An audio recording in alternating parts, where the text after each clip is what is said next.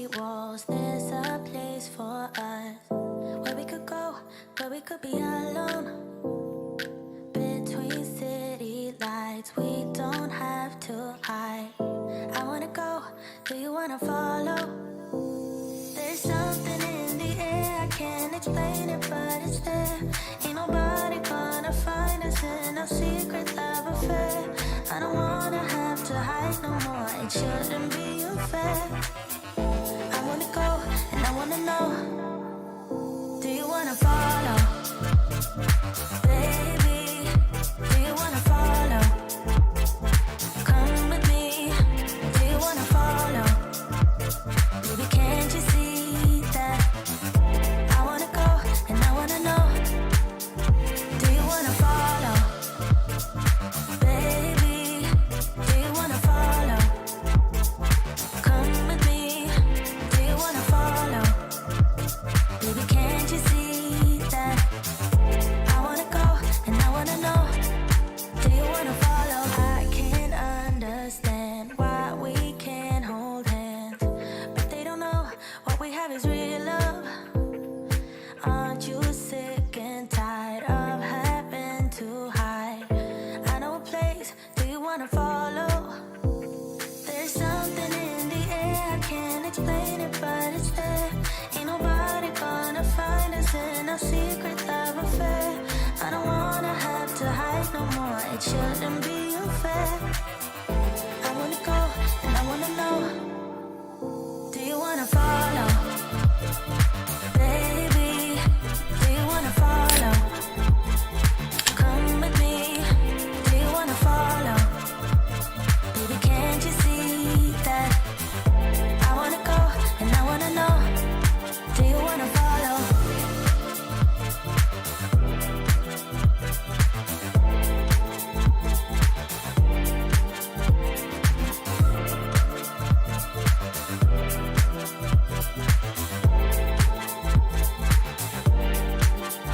Do you wanna follow? Baby, do you wanna follow? Come with me, do you wanna follow? Baby, can't you see that? I wanna go, and I wanna know, do you wanna follow?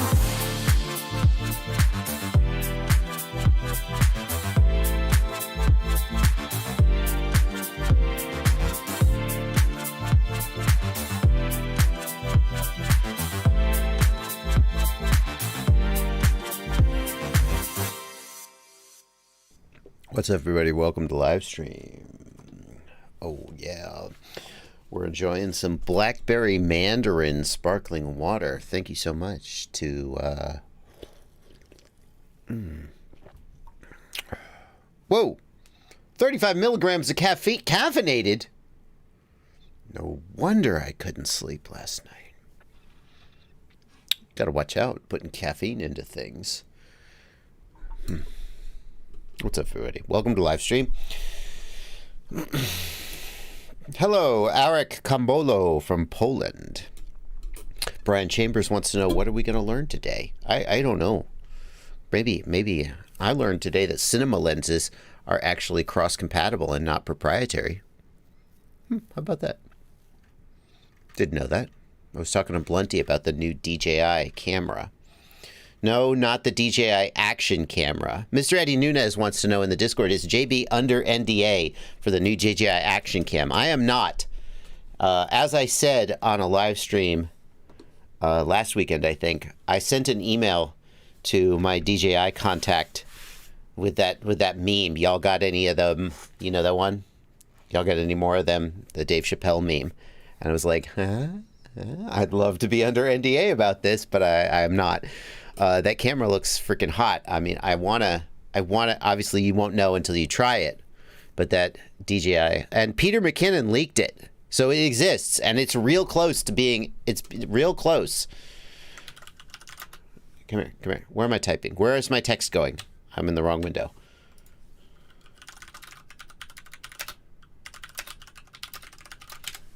Peter McKinnon leaked it. DJI camera. I'm sure Peter. Oh, Peter acts. I'm sure DJI is so mad at him right now. Yeah, right. He went back and he blurred it. But we got a screenshot. It exists.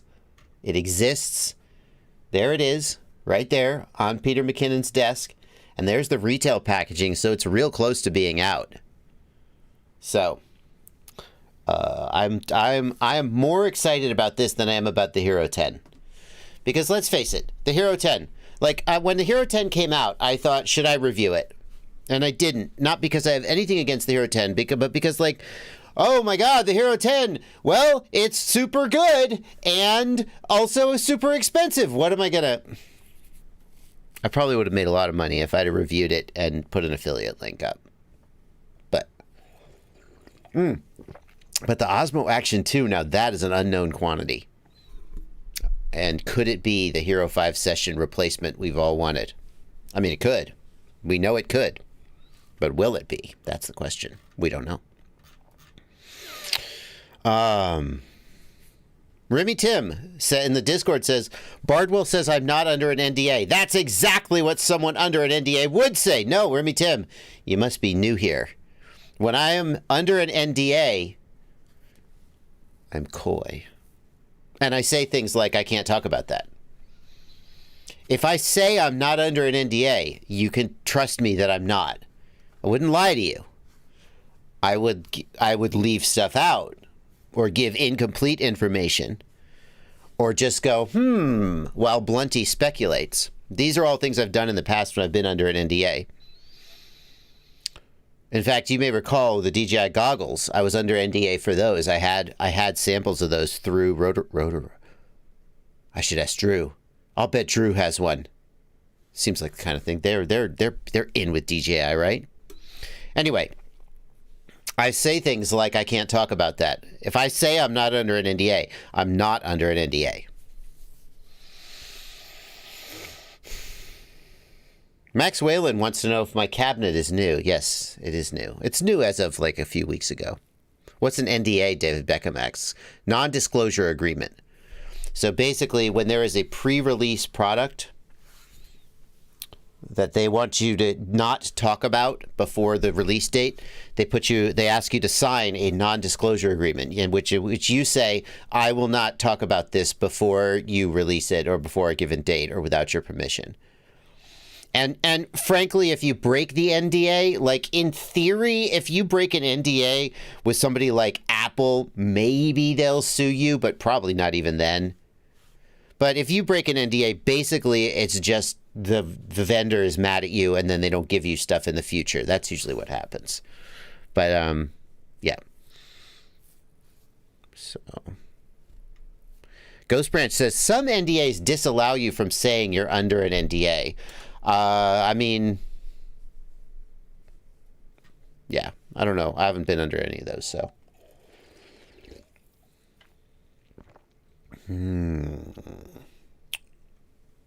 Let's see here.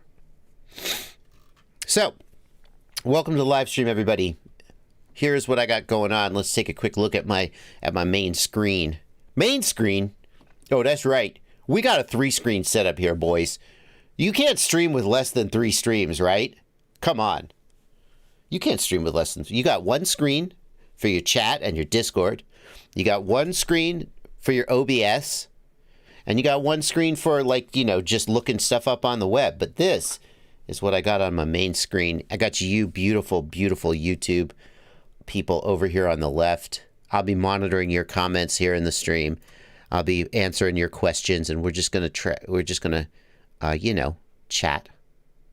We're gonna be chatting. If you want to make sure, look how many questions I haven't read. I mean, I've kind of read most of them, but I've been talking. If you want to make sure I get your question, do like Dan 636 here and leave a super chat. You leave a super chat by hitting the $ right here. YouTube takes a cut, but a fair percentage of that money goes right in my pocket, and then I read the super chats later in the stream.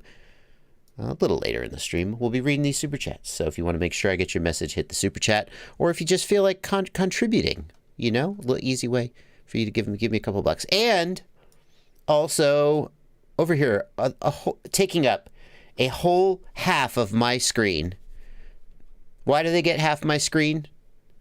Because they are my patrons. Link in the video description to my Patreon site where you can subscribe to me for as little as $2 a month or more if you feel like I've earned it. That's what I like to say. I don't know if any of you are old enough to remember those commercials with Sally Struthers, you know, for as little as the price of a cup of coffee, you can support a YouTube streamer. Well, that's me. So, now that that's out of the way. Dozer FPV says, what's up, JB? GoPro giveaway? I did that. Are you... I gave away 2 GoPro Hero 10s in my new product roundup. I'm not giving away any more. It was expensive as hell. It was like $1,000 giveaway. I'm not joking. I'm not joking. Where's the giveaway? Where's my new product roundup? Yeah, right here. Boom. Win a Hero 10. I gave away 2 Hero 10s, and I did too. Where is the... I gotta click through, I guess, to see the pinned comment. Did I pin the comment? Yeah, I did. Here's where I announced the winners. In fact, I just finished... it ended up being easier for them to just buy it and send me a receipt, and then I just sent them cash, which drives my accountant crazy. You mean you just sent $500 to a random person and you're calling it a business expense? Yeah, it's marketing. It was a prize giveaway. Oh, okay. Anyway, regardless. Yep, giveaway 2. I don't even have a Hero 10. I told you.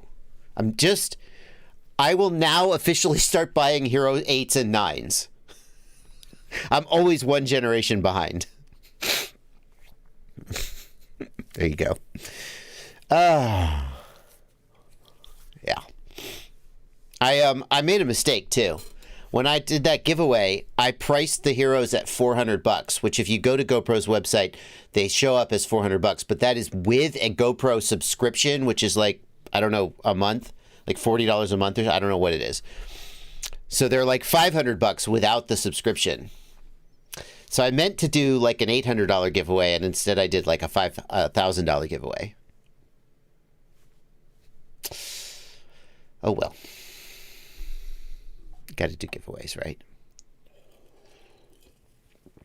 That's how people know you're a good person, is when you give stuff away. Bill Gates cured malaria. See? Good person. That's how people know you're a good person.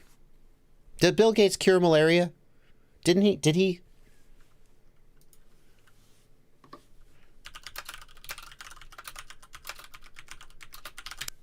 Did Bill Gates cure malaria yet?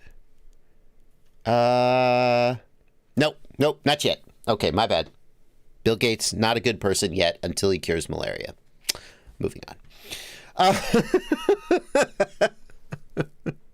Would you buy a GoPro 10 or hold out for the DJI camera, asks Matt. Matt, I would hold... The thing is, the GoPro 10 is a known quantity. It's an excellent camera. But even the GoPro 9 and the GoPro 10, which is about the same weight, they're heavy for a freestyle quad. We still need to know how expensive the GoPro 10 is going to be. I mean, the new DJI camera is going to be. If it's $300, it's going to look real competitive if the image quality is worth a damn. If it's $500, we just don't know. But should you wait? Should you wait? I don't know. I don't know if you should wait. It's coming soon. That's the thing. I would bet, based on the fact that Peter McKinnon had retail packaging, I would bet we're less than a month from the release. That is pure speculation, and if I'm wrong, please don't throw it back in my face. But I would bet we're pretty close to the release. So I probably, if you think the Osmo Action might be for you, I would probably not buy a Hero 10 today. I would probably wait a couple weeks.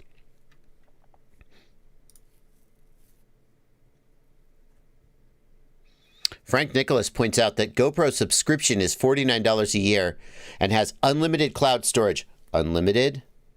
There's always a limit, right? Unlimited cloud storage, camera insurance, etc. That does seem like if you get insurance that's worth a damn, that seems like a good deal, because you know if you fly FPV, you are going to break it. Ori Foxer says, I'd wait. DJI can make cameras.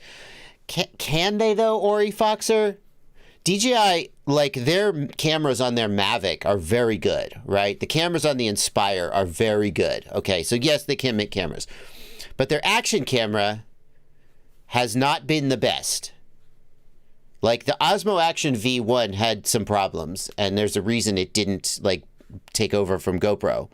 So the thing is, with a 56-gram action camera, the DJI Osmo Action V2 is not competing with a GoPro Hero 10. It's competing with a Runcam Orange and a Hero 5 Session, which is you kind of can't get anymore. I mean, you could still find them, but they're, yeah. So I feel like the DJI Osmo Action V2 doesn't have to be very good to be worth it for some FPV pilots. T4J FPV reminds us that the downside of the DJI insurance is that you can only exchange up to 2 cameras a year. Still, $50 a year, 2 cameras, that's going to work for some people. I'm not sure I smash 2 GoPros a year because mostly I don't fly bandos. If you're Cricket FPV, that's not going to work for you. But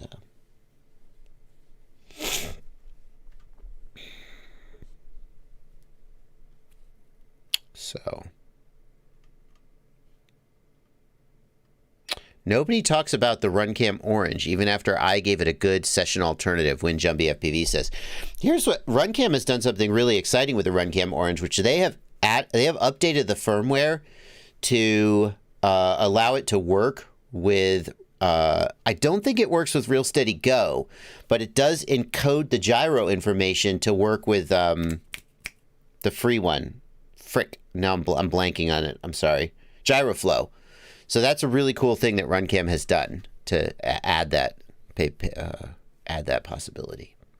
How much, Elite FPV, how much is the deductible on the GoPro insurance? That's the question.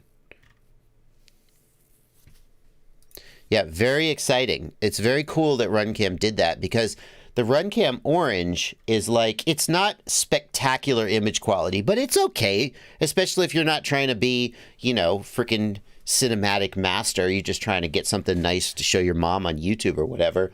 It's okay. Not too expensive.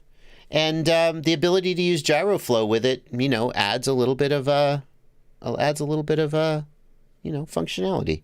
It's cool that Runcam hasn't just like basically abandoned the product. So good for you, Runcam. Mo says it is, the GoPro insurance is $100 per camera. Yikes. I mean, that's the Best Buy insurance, if I remember right, is like $60 or $80 for a 2-year policy. So that's a little more. Some people, it's going to be, but you do get the cloud storage. So some people will find it to be a good deal. Ghost Branch says, I just opened the first White Claw in my life. I have a strong feeling it's going to be the last White Claw in my life. Yeah. Yeah. Mango is the best. I do agree, Ascetic. If you're going to drink White Claw, you should drink mango. Pavel Sukowski, good to see you here. We have an iNav developer in the chat. Very good to see you, Pavel. Thank you for your help.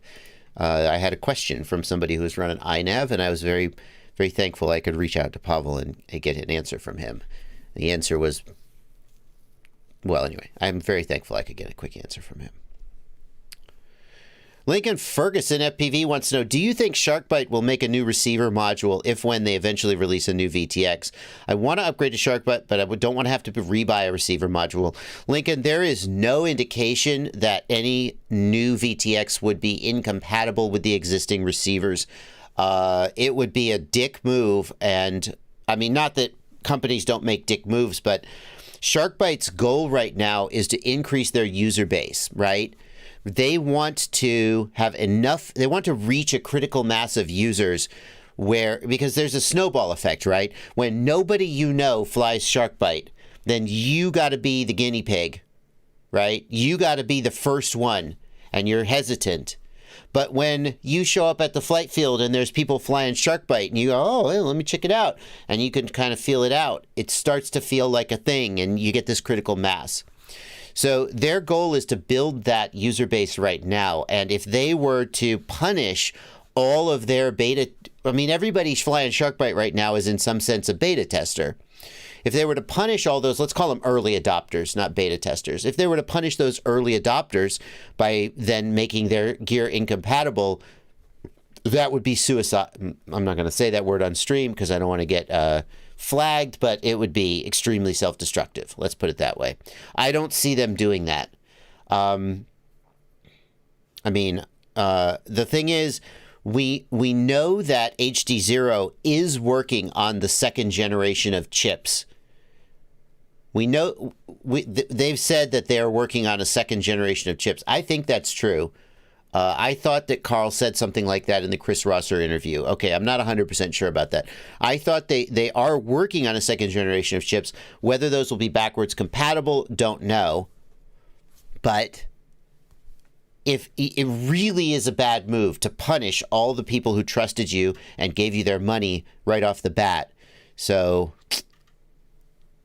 I would say that would be a bad move, and I don't think they're going to do it.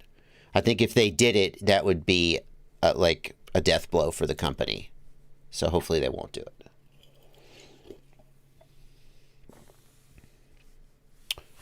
Ghost Branch FPV, by the way, lives in Germany, lives in Cologne, Germany. So I'm going to say there probably are tastier alcoholic things to drink than a White Claw. That being said, I mean, there's Tennessee microbrews that are tasty too. Sometimes you just feel like chugging a White Claw. I don't know what to tell you.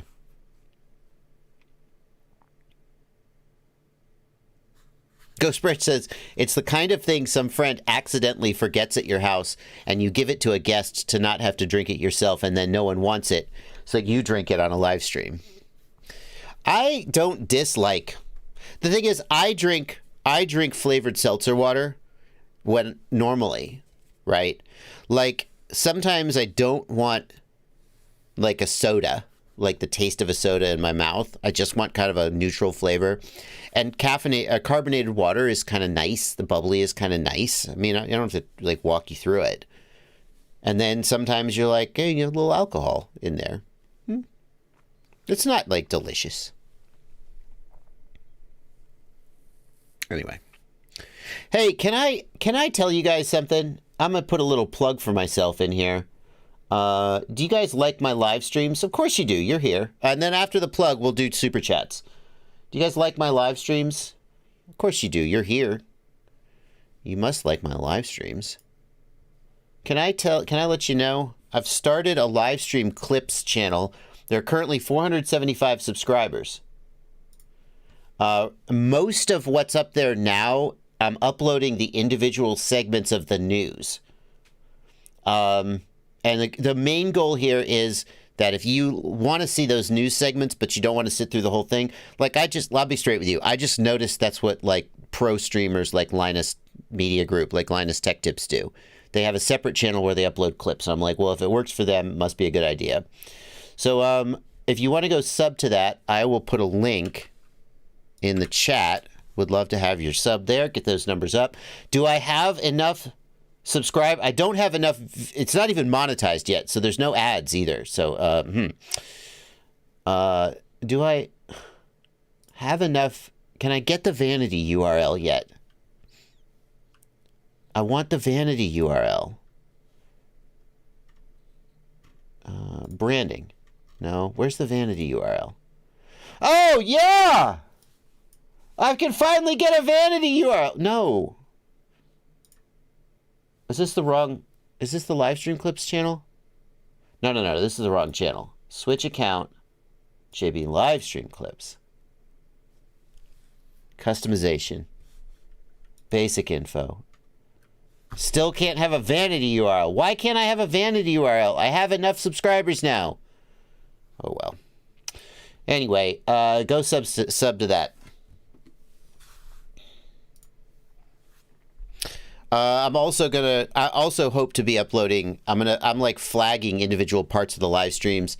We're not gonna upload the whole live stream because it's kind of scattered, but Cool Cat, I can't monetize it. YouTube won't let me monetize it until I have a certain number of views.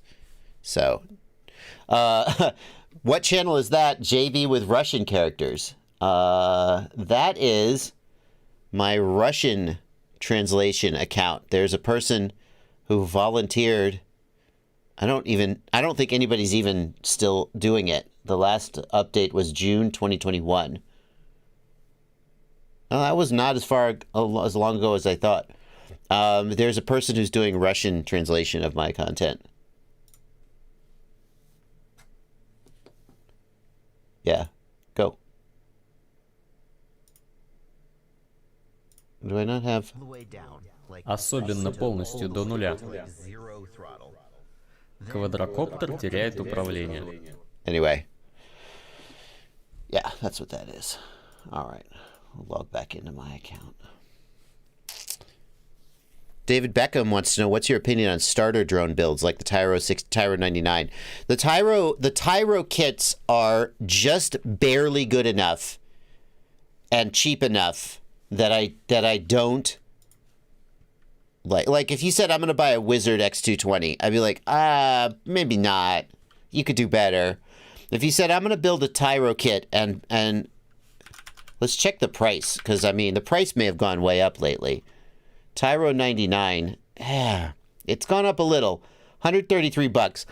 These are okay. There are good tutorials out there. If somebody wants to build their very first drone, this is not the worst way to get into it. You absolutely can do better for the money. This hardware is total bottom basement hardware. It is just barely good enough that I would say, okay, if you want to, go for it. I mean, like look at this freaking VTX. It's an old SMA right-angle VTX strapped to the top of the quad with a freaking zip tie. That is going to get ripped off in a crash and broken. The motors are grumbly as hell, have bad bearings. Like, but I've heard from enough people. Oh, I'm sorry, my bad. It's not an SMA. It's an MMCX. It's still not good to have the VTX mounted on the outside of the frame. Not good. I've had enough people say, I built it, I enjoyed it, that I'm like, okay, it's not the worst. But, yeah. Alrighty, guys, let's get these super chats. We've had a bunch of super chats. Thank you guys for your generosity.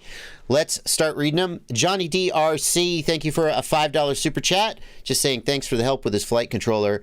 Dan636, thanks for a $5 super chat. I recently finished tuning my GEP-RC Phantom on a 2S battery. It can run 3S. Should I adjust my tune before flying 3S? That depends on how aggressively you tuned it. Okay? Damn it. My volume is off. I'm sorry, guys. I gotta fix that. Now my volume's different. I apologize. Something jacked with my volume. And I thought I was a little too loud there. Okay. If I was clipping, that's why. It depends, Dan, on how aggressively you tuned it. If you tuned those PIDs to the absolute edge, going from 2S to 3S will cause you to go over the edge, and it will have problems with oscillation and bounce back. Most of the time, when an average person does a PID tune, they do not tune it to the absolute ragged edge, and you probably can go from 2S to 3S with no problem. One thing you could do is you could set a 3 out of 2, so 66%. You could set a 66% motor output limit in the Betaflight PID profile tab, and that would probably make it work just fine. Okay? Dozer FPV, thanks for a $2 super chat. That was it. Dozer was asking about that GoPro giveaway, which I already did. Harry, thanks for $2, Dozer. Harry Props FPV, thanks for a $5 super chat. When charging lithium-ion batteries via USB, can you just leave it plugged in indefinitely? Fat Shark batteries or the radio via USB. Harry Props, that depends entirely on the charger. Now, any good LiPo or lithium-ion charger should detect that the batteries are at 4.2 volts and then just leave them alone. However, I don't know if you guys can see, there is a cradle charger. It's behind the 3D printer. You can't see it. There's an 18650 cradle charger back there. And if I leave batteries in it for a week, the batteries go up to 4.2 volts, they stay at 4.2 volts, and then after about a week, they go 4.21, 4.22, 4.23. Once they got up to 4.25 volts before I noticed, and I was like, what the hell? So my charger is defective. It shouldn't do that. And I should probably replace it, but instead I just take the batteries out when they're fully charged. Should probably replace it. A good charger shouldn't do that. So keep an eye out for bad behavior, but it should be fine. Now, leaving the batteries at full charge will cause them to degrade their performance, but these are not high C-rate batteries to begin with. You're not pulling very much amperage from them. Maybe if you're running a Crossfire module at 2 watts, now you're starting to pull enough power that the internal resistance of the battery matters. So if you've got a LiPo in your Radio Master, people ask, well, should I put it to storage voltage after I'm done flying? What a pain in the ass. Please don't do that. Well, what about the internal resistance? Who cares? Internal resistance mostly matters when you are pulling a lot of current. If you are not pulling a lot of current, the voltage drop, think about this. Think about like sucking a milkshake through a straw versus sucking just like water through a straw. And let's say we've got a teeny tiny little straw and we got a big fat straw. If you are sucking water through the straw, kind of doesn't matter if it's a big straw or a little straw, you're still going to sort of get some. But if you're trying to suck a big thick milkshake through the straw, you really need that big straw. That's a very bad analogy for how internal resistance works.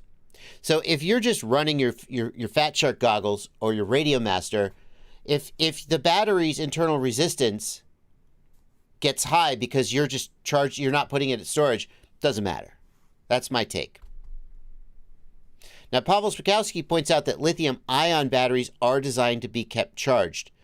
I will say that many of the 18650 cells that we are using are not internally a lithium-ion chemistry. At least that's my belief, that they are in the 18650 form factor that we associate with lithium ions, but they're actually LiPo chemistry internally. I think you might have to pull up the datasheet to know for sure.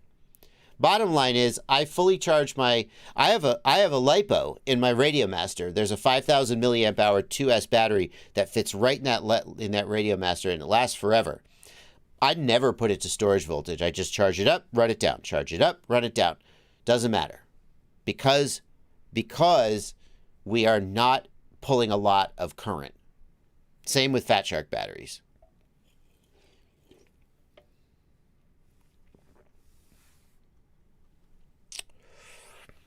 Okay.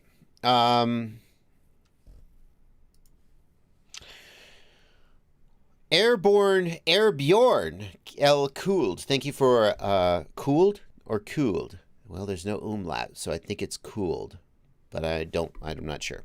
How can I improve the range of my 5-inch Apex with Caddx Vista and Speedy Bee? I get sub 10 megabit just 500 meters out running at 1200 milliwatts.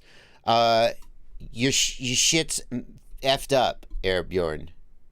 It's effed up. That is, if you're at 1200 milliwatts, you absolutely should be at 50. Like, I don't,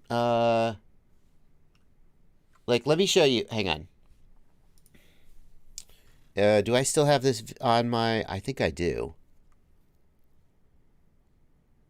I don't. Do I? I don't have that footage anymore. Damn. I am at 50 megabits per second everywhere on my property, which is 500 meters? 500 meters. Oh, I'm less than 500 meters. But I'm at 550 megabits per second everywhere on my property, except when I fly like right behind the barn. Then it starts to drop down. 500 meters out, assuming clear space, and especially at 1200 milliwatts, you should absolutely be maybe not at 50 megabits per second, but not 10 megabits per second. So I wonder whether you're actually at 25 megabits per second. So I have a video. DJI FPV very short range. Your MSP connection might be why. Great SEO on that title, let me say. And it describes how if you do not have your MSP connection set up right, you may be in low power mode without knowing it. I'm going to give you a link. Airbjorn. Where are you, man? Arinbjorn. Oh, it's Arinbjorn. I'm sorry. I've been saying your name wrong. Arinbjorn. Here is a link to that video, and that's what I suggest you check out. Sorry for saying your name wrong. Arinbjorn. I thought it was just like a pilot handle, Airborne. Like airborne, but I thought it was just like a play on words. Ryan Owens, thanks for a $20 super chat. JB, I've recently upgraded my motors from 1106 to 1404. That is a big difference. How big of a difference is that? Let's just do the math here. 1106 to 1404. So the stator volume is going to be 11 divided by 2 is the radius, pi r squared. So we're going to square it and multiply by 3.14. That's an 1104. Let's bring up another calculator here. It was 1104? 1106. That's my mistake. Oh, and I didn't multiply by the... That's okay, because I didn't multiply by the stator volume yet. So that is the... So then we multiply by 6 to get the stator height. There we go. That's correct. And you went to 1404. 14 divided by 2 is 7. I could have done that in my head. Squared times 3.14 times the height times 4, 615. That's actually not that big of a difference. See, this is why, and I always do this. I've done this in the past, and I shouldn't, is I look at motors and I think I can just guesstimate the stator volume by just looking at the motor size. And obviously, you know, for some motors that I'm more familiar with, I can. But an 1106 and a 1404 are actually pretty close to the same size in terms of stator volume. So that's good to know. Let's keep reading the question now. I get severe twitching when I bank left. It tends to be less noticeable when I use a 500 milliamp hour battery as opposed to my go-to a 650. So an 1106 is a... They have the same stator volume, so they should produce approximately the same torque. Here's what I don't get. You have twitching when you bank left. That doesn't make any sense to me. Because twitching is a gyro issue, right? But that shouldn't be tied to banking left versus banking right. It should be tied to a throttle position, if anything.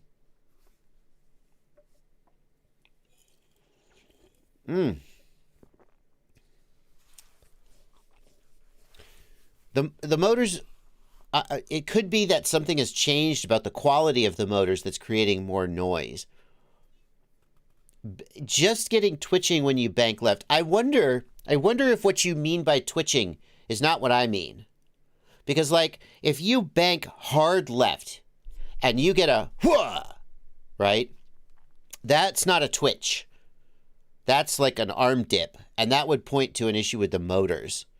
Like, anytime you've got a motor-related issue that is only on one side, I think that you have a bad motor or ESC, or you've screwed up the install somehow. So Ryan Owens, that's where I would want to see video. If there's any chance of you sharing a video, you could email it to me, for example. I'd like to see the video to be sure we're talking about the same thing. As far as the batteries, the 650 milliamp hour battery is heavier. I'm trying to decide what you're flying, a 500 or 650 milliamp hour battery with 1404 motors. What is this build, Ryan? Because a 500 or 650 milliamp hour battery is usually like a 1S or 2S toothpick. But a 1404 motor is definitely not a 1S or 2S toothpick. Ryan Owens, go ahead and email me, joshuabardwell@gmail.com. Anybody can email me. Of course, you don't have to super chat. But I would love to talk to you about it some more. I don't feel like I have a great answer. I don't feel like I have a great answer for you right this minute. Bill, thank you for $5 super chat. Aviation Station says, do I have to pay to get some attention? No. I spent 28 minutes of the stream answering questions from the chat. Now I'm doing super chats. If you want to guarantee my attention, you do have to leave a super chat. But you don't have to pay. You just have to get lucky. That was it, Aviation Station. There's your attention.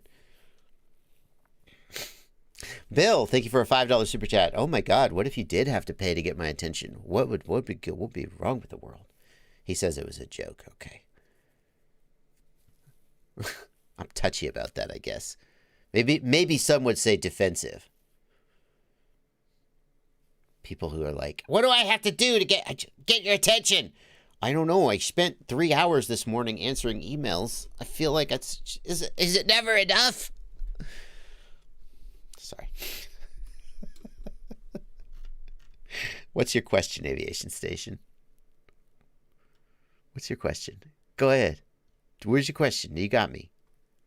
People are going to figure out that that's how to get me to answer that. We don't have to super chat him. We just have to accuse him of something, and then he'll be defensively pay attention to us. Bill, thank you for a $5 super chat. I've recently upgraded. Bill says, my first 3D printer is in the mail, a Sovol SV01 with JB's affiliate link. Thank you so much, Bill. So pumped to get started about it. Any recommendations for the best PLA to start with? I don't print a lot of PLA, to be honest with you. When I do print PLA, it's Amazon Basics. And PLA, I mean, if you're just doing sort of basic printing with PLA, then I feel like a lot, I don't like, if you're trying to print with PLA Plus and you want just the absolute, like, strongest thing you can, then, like, you might say, oh, what am I going to use? I feel like when people print with PLA, they kind of don't care as much about the quality because PLA is just this sort of basic filament. And not that it's not good. There's a lot of benefits to PLA as opposed to other filaments. It's great for certain applications. But, like, I feel like my take is that unless your PLA is, like, garbage, like, you're trying to print with TPU and you're like, oh, I need this really good TPU to avoid stringing. But PLA, it's kind of easy to print well with mediocre PLA. And, you know, I just buy Amazon Basics.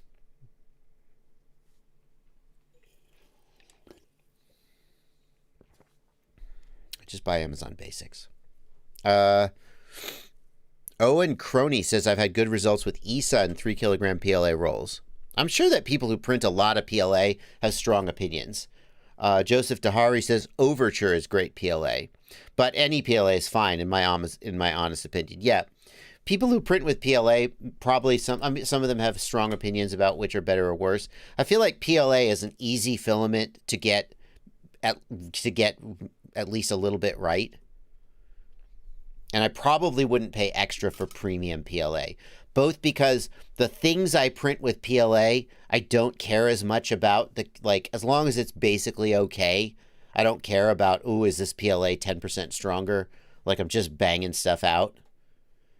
And it's fairly easy to get PLA to print well, even if your PLA is not like high-dollar PLA. So, Pavel Spakowski says Amazon Basics PLA is actually quite good. So, yeah. Yep. Joseph Dahari says PLA is simple and easy to print. No need for anything fancy unless you're printing Iron Man suits. Yeah. Alrighty. So there you go. Thank you, Bill. And thanks for using my affiliate link to buy that Sovol. Miguel T says, I'm getting into 3D printing. Thank you, by the way. Thank you, Miguel, for a $10 super chat. Just got the Ender 3 V2. I'm struggling to level the base. The tip has been rubbing the glass. Anytime I adjust one corner, the others get unlevel. Any tips? What temp to print with TPU?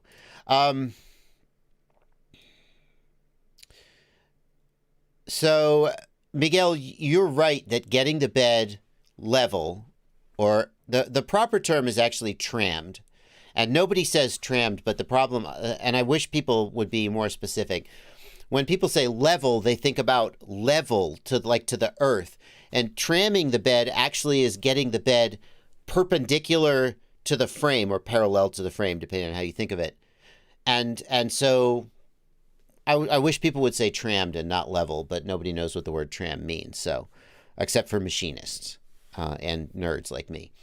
But you're trying to get the corners all at the same height. And when you change one corner, it changes the others. I wonder if you have the springs too loose. Like, it is normal that when you change one spring, the others change a little. So usually you have to go around the bed two or three times maybe. And then after you've done that, it all kind of settles in. One thing I did when I started leveling my bed, before I got BL Touch, and by the way, I'm a big fan of BL Touch because it saves you from these issues in some ways. You still have to level the bed, but BL Touch helps compensate for little things like this. Some people say BL Touch is a waste and not necessary and more hassle than it's worth. So it's kind of polarizing. But if you don't have BL Touch, one thing you can do is tighten the springs all the way. Okay?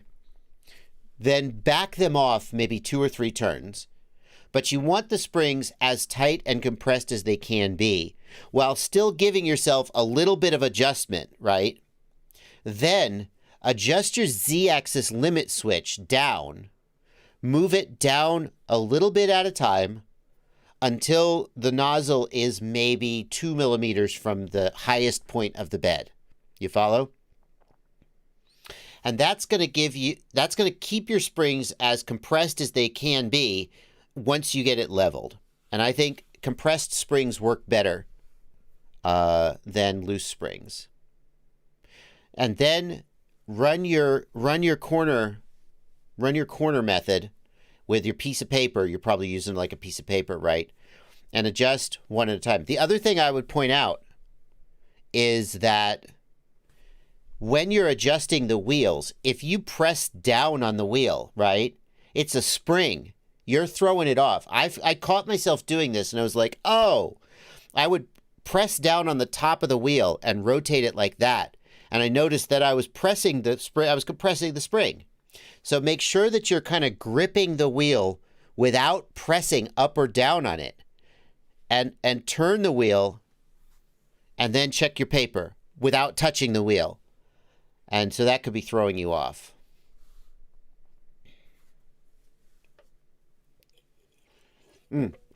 William Valentine, I totally agree. William Valentine says, in order to use a BL Touch, you still have to understand how manual leveling works in order to get the BL Touch to work properly. Just buying a BL Touch and slapping it on the machine will not solve it. 100% agree, William. You have to start with if you start with a machine that is out of whack and then expect BL Touch to sort of cover up your mistakes, to some degree it will. That's the point of BL Touch. But it's absolutely necessary to start with a machine that is as mechanically sound as possible before you then, like, getting a flat bed is very, very difficult and time consuming. And BL Touch says, okay, let me take care of that. And to some degree, BL Touch does compensate for tilt, right? But it's obviously better to start with as mechanically sound a machine as possible. So, okay. That's what I would say, Miguel T. Hopefully that's helpful. Miguel also asks what temp to print with TPU. There is no answer there, Miguel. There is a range of temps that could work. The way to find the best temp is to print a temperature tower. But here's the thing. So this webpage by Teaching Tech is such a good resource. And here's the thing I want to point out. The very first thing Teaching Tech has you do is check your I can't want to say quad. Check your 3D printer for mechanical soundness. Right? Everybody's like, okay, I'm going to print a temp tower. Let's go. Hold on. Back up. Number 1, is your printer effed up? Because everything else is going to be screwed up if your printer is not sound. Now, you say you just built this printer, so presumably it's sound. Right? But we work through these basic steps in this order. And I like to focus on the first layer. If you can't get a really good first layer, do not bother printing a temp tower. You're still not ready. What temperature should I be printing at? The first thing you need to do is get your temperature and get your layer height correct so you can get a great looking first layer. And then, when you have a great looking first layer, then you can start doing baseline prints with calibration cubes. And then, only at the very end of this process, step 1, 2, 3, 4, 5, 6, 7, 8, step 9, do we start getting into retraction tuning with temp towers. Okay? So, what temp should you use? Once you get all the way through this process, can you start to tune for retraction and tune your temperature? Okay. And the correct temperature is going to depend on various things, including the type of filament you use, your hot end. Even two identical printers aren't necessarily going to work best with the same temp, although they should be pretty close. There is no single answer. What temp should I print TPU with? There isn't. All right. Teaching tech is amazing. When people ask, JB, why don't you make more 3D printing content? Part of the reason is that I'm like, what do I have to add? To the people, like when I feel like I have something to say, I say it, because there is value in somebody who is noobish saying, hey, I feel like some of the best tutorials I've made are things that I just figured out, and I can take you from like step 2 to step 3 in a very comprehensible way. And because I just went from step 2 to step 3, I know all the things that you're going to want to know that like a person who's at step 9 and is an expert might not think about to tell you. But a lot of the stuff you just need somebody who's at step 9, and I'm not. So Sammy D in the Discord wants to know, did you ever pick up a different hot end for the Soval? So yeah, the moral of that, the short version of that story is I upgraded my Ender 3 to a Hemera hot end, because I felt like the Ender 3 was the one that needed to improve the most. The Solvo was printing pretty good. And I'm like, if you have a 3D printer that's printing pretty good, maybe don't tear it apart and F with it. I upgraded the Ender 3 to a Hemera hot end, and it still doesn't print spectacular. I have problems with stringing. I've tried printing temp towers. I can't seem to get it dialed in and printing right. I mean, it prints okay, but it doesn't print great. And it doesn't print as good as my Soval. And so I'm like, well, I'm sure as hell not putting the Hemera on my Soval until I get my Ender 3 printing right. So that's what I'm doing. I still have that freaking Hemera hot end. I might just sell it and do something else with the Soval. I don't know. I'm super annoyed that I put all that work into upgrading the Ender. I mean, it was fun, but at the end of the day, I wanted a good printing 3D printer, and I still don't have it. So there you go. MSID in the YouTube chat wants to know, how much flight time do you think 7 LEDs would reduce on a 5-inch quad with like a 100 milliamp hour 4S or whatever? Nothing. Negligible. Completely negligible. 0. I mean, if you're flying like a 1S 350 milliamp hour or something, well, you don't have 7 LEDs on that. But for any kind of larger battery. Twin Turbo Stang says, I'll gladly take that Hemera off your hands. I really want the Hemera to work. Like, I know the Hemera is a good hot end, right? It has to be able to print well. It has to be me. I got my Soval printing great. Why can't I get the Hemera to print great? I don't know. It's the direct, that's Hemera is direct drive, isn't it? There's no other kind of Hemera. I really want to have the same hot end on both my printers was my goal, so that I could use similar slicer settings for both of them. Anyway, HRZNN FPV wants to know if the CL1 starter kit is good for beginners. The Rotorite CL1 starter kit, yeah, it's fine. I think did I work on that install video? I don't think I did. It's a great frame. It's cheap and durable. People in the chat are saying, what if the LEDs are giant flashlight LEDs? No, I don't think. I think it just means typical, WS20, like little, 60 milliamps, little color changing LEDs or whatever.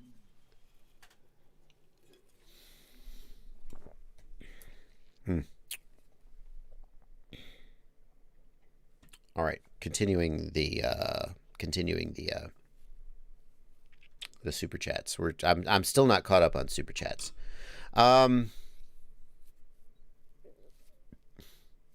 Let's see here. Wow, we got a lot of super chats. Thank you guys for your generosity. We're still sneaking in some comments from the Discord and the regular chat, but I'm going to keep working my way through those super chats. Justin Rice, thanks for a $5 super chat. I've been watching your GPS videos. This might be a newbie question, but how do you get satellite OSD and such onto the DJI goggles? The DJI goggles support a few of the GPS elements. Actually, they support all of them, don't they? So the DJI firmware supports GPS coordinates, direction home, distance home, speed, all those things. You just put them in the OSD. There's, you said satellite OSD. Like, yeah, numbsats, DJI just supports it. Just add it to the OSD. Is your OSD working at all, Justin Rice? Right? If you not got your OSD working, I mean, if you have your OSD working at all, then GPS works the same.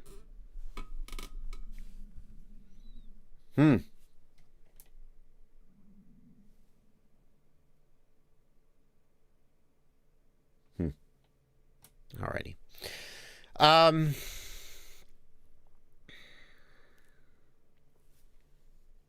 Justin Rice, if you don't have your OSD working, then of course that's a different situation.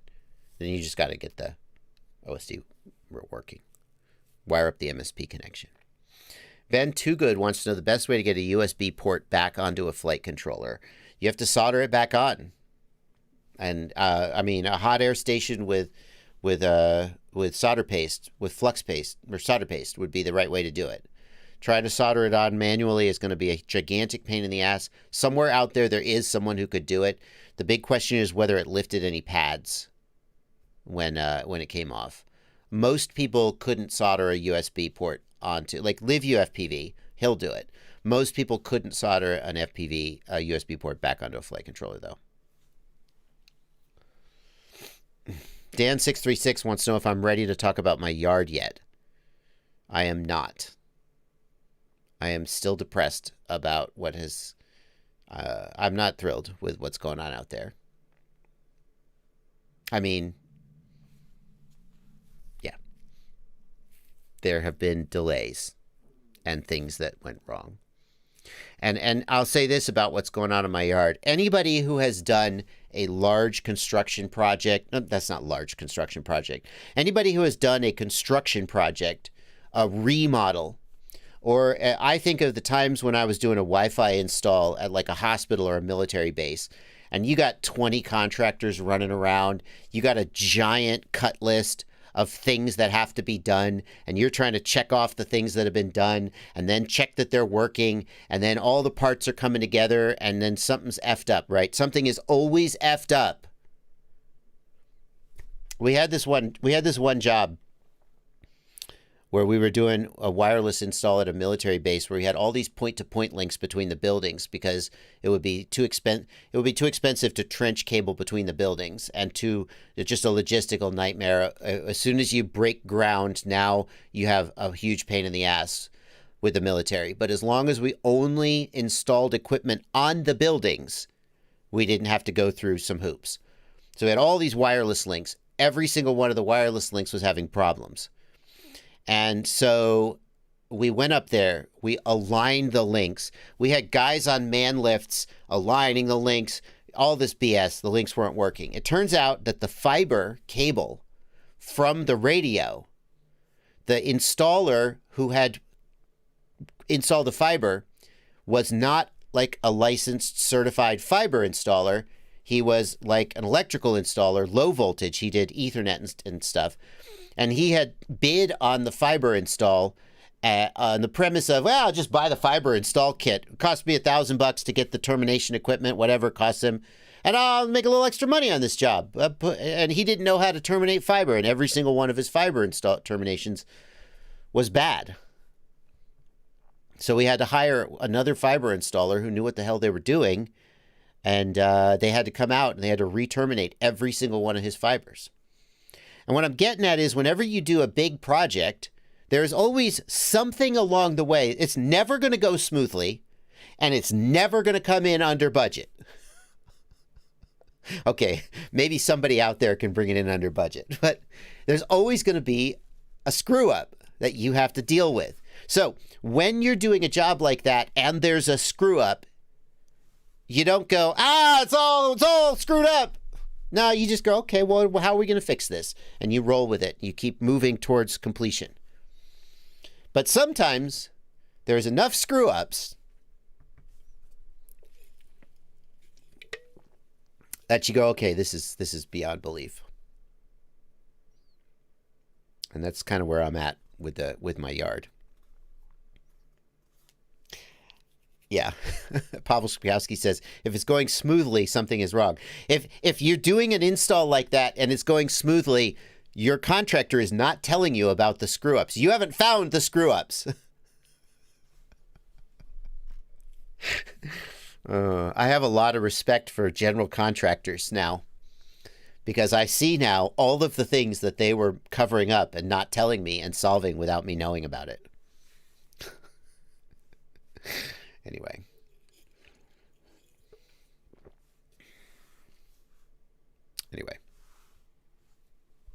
MSID says, JB, would you consider selling your old gear? I give my old gear away on my Patreon page every month. Every month, I take a giant pile of my old gear and I just give it away to a person on my Patreon page. So that's how you can get my old gear. Sometimes occasionally I sell stuff, but mostly I give it away. Mike Bergman says, yeah, as long as you're not charged for those screw-ups. Yeah.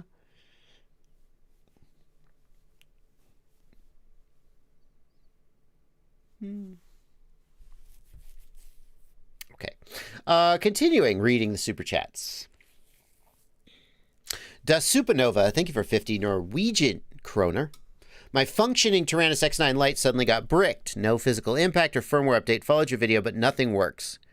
Da Supernova, it's very, very difficult to legitimately brick a Tyrannus. So ultimately, the DFU mode would be how I would get it back. Now, you're saying that's not working. A lot of times, if you can't flash in DFU mode, it means your DFU driver is broke, and you could use the Impulse RC driver fixer to fix that. But, like, does it power on at all? Because most of the time, when an OpenTX radio suddenly stops working, it means the SD card got messed up, and some radios will not work if they can't access the SD card. Some of them, the radios that are the newer color screen radios, don't work without the SD card. There's data on the SD card that they need. Some radios, like the Jumper T-Lite, will work without an SD card. But when you say it's bricked, I want to know, what does it do when you press the power button? Does it do anything? And if it doesn't do anything, like, pull the battery, pull the SD card, open the radio, and pull out the little coin cell. You know? And then see if that brings it up. Da Supernova is in the chat, in the Discord. He says, it doesn't power up at all, with or without the SD card. It clicks when I press the power button. Yeah. So it's still alive. It's just the firmware has gotten messed up somehow. And some radios won't power up without the SD card, right? So try a new SD card. Try a new SD card. Cross your fingers. Have you tried a new SD card, to Supernova?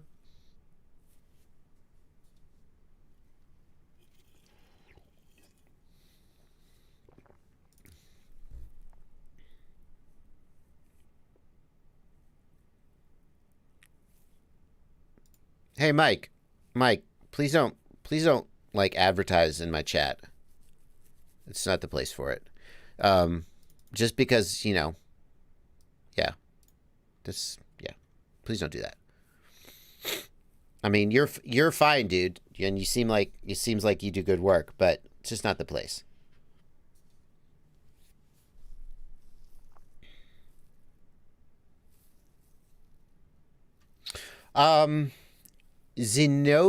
Zintoatry, thank you for a $5 super chat. I'm getting back into FPV and I'm looking at the Nasghoul V2 for $200. You have a review of the Nasghoul, but not the V2. What changes did the V2 bring?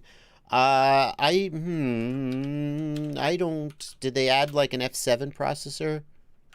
I would have to go back and look. I'm not sure. I think they upgraded the VTX and they switched the processor. Honestly, it's been so long since I reviewed the V1. Yeah, so here's the thing that I'm not sure about. I'm not sure I'm going to be able to give you an answer. I'm pretty sure they upgraded the V1 to the Sussex Forest VTX without changing the version number. So then when the V2 came out, I was like, well, what did you change? I'm still not clear on what they changed. Yeah, William Valentine says some of the V2s came with an F4, then they later changed it to an F7. So iFlight is making changes to the Nasghoul. They changed the VTX. I'm 100% sure about that because I criticized the VTX on the Nasghoul V1 compared to the Diatone Roma V2, which had a higher powered VTX. And then they upgraded the VTX to the Diatone Force, and they didn't change the price at all. And I was like, good guy, iFlight. But that was the V1. So here we've got the V2 with a Sussex EF405. So that's an F4 processor on the V2. But William Valentine is saying that some of the V2s come with an F7. So it is honestly, oh yeah, see the specifications say Sussex EF7. It's honestly very hard to figure out what's going on with these quads since they changed the specs without changing the version number, and then they changed the version number, and it's not clear what they changed about the specs. So I don't have a great answer for you there, Xenotree. Honestly. Motown House says the F7 and the 600 milliwatt VTX, but I'm sure they changed the VTX before they changed the version number. I'm pretty sure about that. Guess I'm not 100% sure. I remember releasing my Diatone Roma V1 review and saying the VTX on the Diatone Roma is more powerful. And then I remember, and I actually bought Sussex Force VTXs to upgrade my own Sidoras. Oh, that was the Sidoras. Was it the Nasghoul that had the? Yeah, see, I can't keep it straight. Sorry, guys, I can't keep it straight.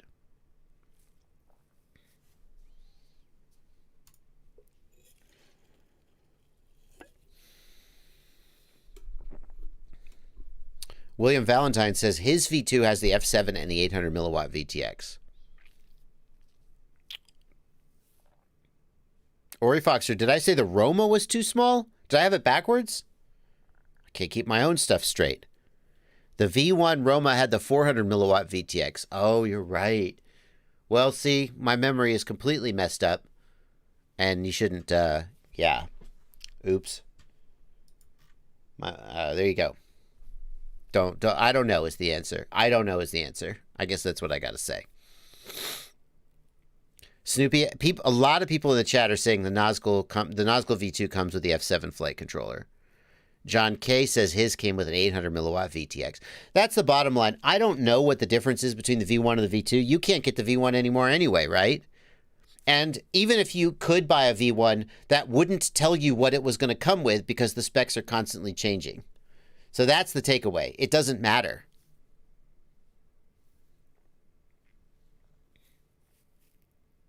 If you can get a Nasghoul V2 for $200 though, that's a steal. That's a steal. iRept3D, thank you for 20 South African Rand. What's the longest VTX range you ever reached and what was the setup? iRept3D, I never fly beyond visual line of sight under any circumstances. Because if I did, that would be a violation of the FAA regulations because I don't have a BVLOS waiver. So the longest VTX range I've ever reached is whatever visual line of sight is. Now, if I were not flying an aircraft, that would be a different scenario because then the FAA wouldn't matter. And so, you could take a VTX and you could just like put it on the ground, right? That would be fine. My typical VTX range is 2 or 3 kilometers at most. Like, I don't push long range. Part of the reason I don't push long range is it's not that interesting to me. Like, what do? You just fly out and you fly back. Who cares? And that's just, I know people out there love long range, and I respect that, and I respect you. But no disrespect, this is not my bag. I like proximity flying. Proximity and long range are not compatible. But the other thing about long range is that it is extremely difficult to fly long BVLOS without violating some FAA regulations. And unlike some FAA violations where there's a certain degree of plausible deniability, with long range, it's very, very difficult to have plausible deniability, in my opinion. And so it feels like if you fly long range in the USA and you post, especially if you're like me, where like I guarantee, like if you're just somebody with 20 subscribers and you post a long range video, who cares? Nobody's going to see it. Nobody's going to care. But if you're somebody like me, who people watch your content, you have a lot of subs, I feel like that's painting too big of a target on my back.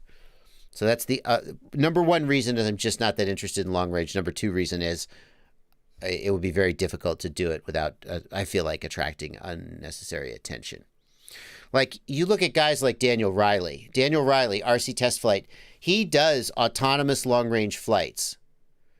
When he does them, he takes a lot of steps to, like, he did one flight where he was in a car driving next to the aircraft and had the aircraft in line of sight at all times, and somebody was in the aircraft, in the car with a controller in their hands, ready to take over if the aircraft like went out of control. At that point, maybe there is some rule that he's breaking that the FAA could say, hey, you're not allowed to do that. I'm not 100% sure. But probably any reasonable FAA inspector would go, this isn't worth our time. He's taking reasonable safety precautions. He's demonstrating safe behaviors, and they probably aren't going to ding him. He was also like out in the desert somewhere, not overpopulated areas. So that's, none of those things hold true for me. So that's why I don't do long range. CGM, thank you for a $5 super chat. On my Nasghoul Evoke, when I try to change the craft name in the customization tab, it doesn't save and instead displays bat less full in the OSD instead. CGM, the bat less than full is a warning. A warning. Now, the Nasghoul Evoke comes with a max battery voltage of 4.22 volts. And the reason they did this is that they want... Do I have... hang on. I have an Evoke. Hang on. Let me... get this. Let me grab it. Here it is, a Nasghoul Evoke. Whoa. I complained... I was going to complain about this in the review, but they gave me a good reason why they do it. Stick with me because there may be something wrong with your OSD, but I want to show you this first. Okay, center. So here's my Nasghoul Evoke. And if we go to the power and battery tab, the max cell voltage is 4.22 volts. And I said to iFlight, Betaflight uses the max cell voltage to tell how many cells are plugged in. So it takes the V, because it doesn't know. It has no way of knowing how many cells you plugged in. But think about this. If I tell you I've got a battery and it's 16.8 volts, you know that's a 4-cell battery.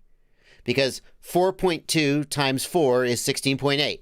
So by knowing that a battery is fully charged at 4.2 volts and knowing that the battery is empty at 3.5 volts, you can make a reasonable guess about how many cells the battery has, and that's what Betaflight does. And it uses, oops, wrong window. There we go. It uses this max cell voltage to tell how many cells are plugged in. So the problem with this is, if you were to plug in a battery that was let's say you overcharged to 4.25 volts. You shouldn't do that, but let's say you did. Let's say you had a high volt battery and it was 4.35 volts. When you plug that in, it's going to miscalculate the number of cells. And it's going to take your fully charged 4S high volt, and it's going to think it is an empty 5S. Okay, so I said to iFlight, why wouldn't you set that to 4.3 or even 4.35 or heck, even 4.4 volts? And they said, the problem is that we want the LEDs to turn green when the battery's fully charged, and then the LEDs turn red as the battery empties. and we need that to work right. So if you're getting the battery less than full warning, it may be that your battery is reading slightly high and it's going over 4.2 volts, and it thinks instead of a fully charged 4S, you've got a discharged 5S. But it turns out there's a CLI parameter, OSD. No. VBAT. There's max and min. There we go. It's VBAT full cell voltage. And I think, I'm not 100% sure how this works because I didn't know this existed until recently. But I think the way it works is that they should have changed the VBAT full cell voltage, which my guess is that is what the LED strip uses to tell if the battery's full. I haven't checked that. Now, here's the other thing. So that's, if you're getting battery less than full, what I would do is I would go into power and battery, and I would change the max cell voltage from 4.22 to 4.3445. And my guess is that the LEDs, it may change the functioning of the LEDs, but I'm not sure. But then the other thing is that on mine, okay, it's not doing it right now. On mine, when I went, maybe it was over on the other quad, I can't remember. I found weird values showing up here in the craft name tab, in the craft name. It would populate with some weird value, and I didn't know why. So it may be that your craft name actually got messed up, and I would check that. Instead of doing it in the GUI, I would go into the CLI, and I would type, OSD, get craft name, is that it? No. Name, let's see. Display name, and no, that is it. Display name.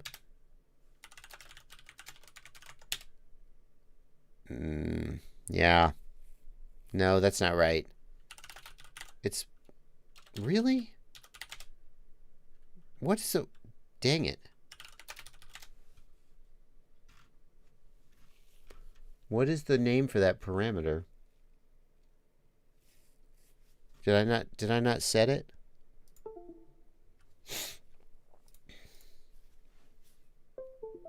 What's the name for that parameter? Configuration. It's personalized. Craft name is JB. You would think it was craft underscore name. That's not it though.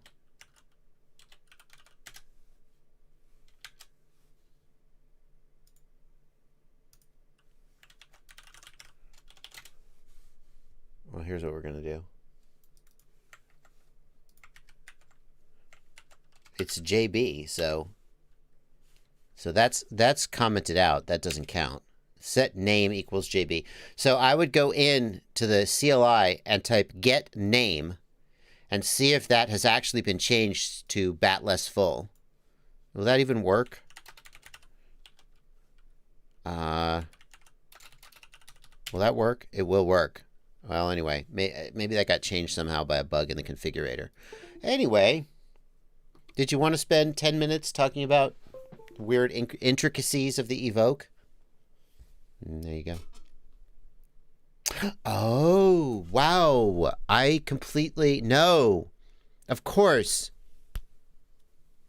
Thank you so much to TinXD. iFlight has done something very cool. If you're using DJI goggles, DJI doesn't support the Betaflight warning OSD element. iFlight ships this with a custom firmware that replaces the craft name with the Betaflight warning OSD element. Yes, of course. Of course. So they've actually done you a huge favor.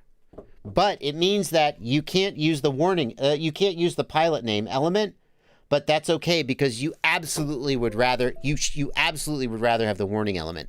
That's why it says bat less than full. It's the warning. Wow. Of course. How did I not think of that at the beginning? Thank you so much for that. So if we go into OSD, where is the, right here.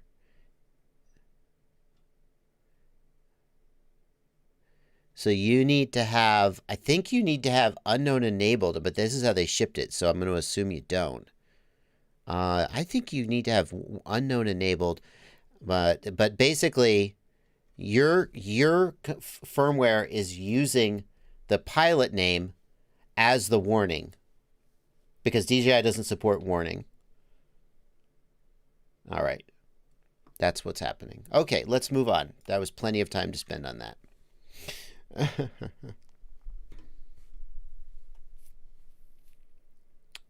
But you can't use craft name.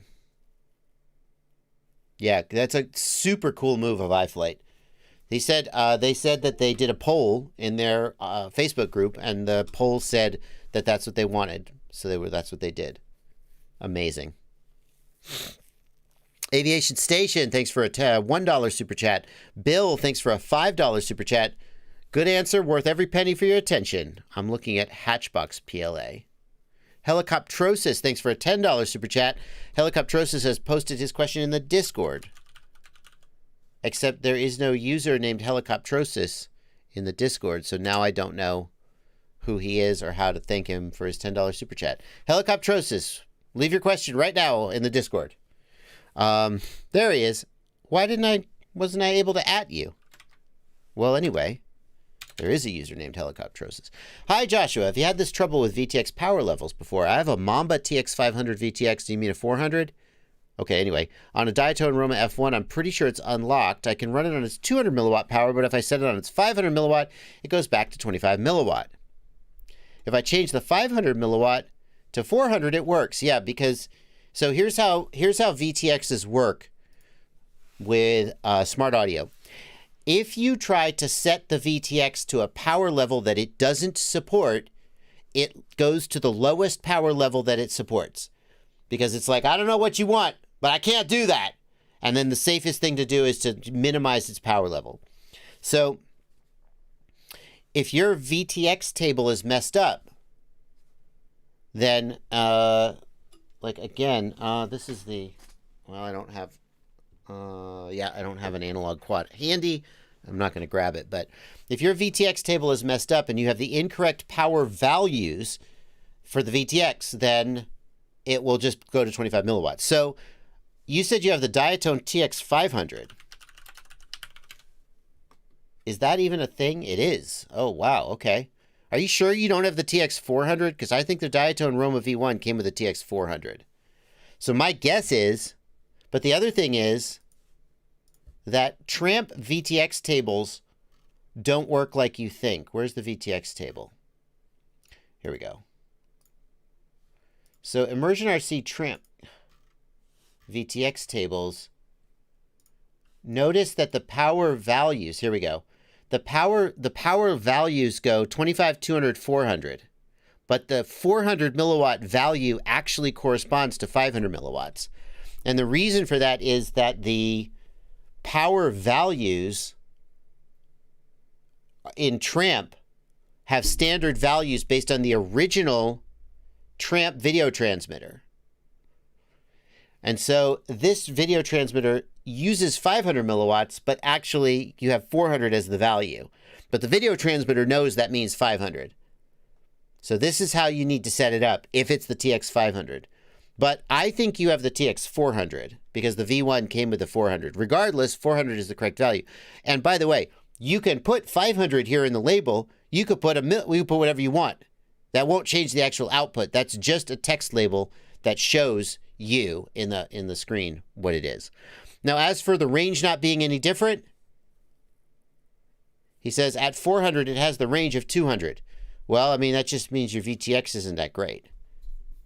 If you had an Immersion RC RF power meter, you could test that power. Otherwise, there's nothing you can really do.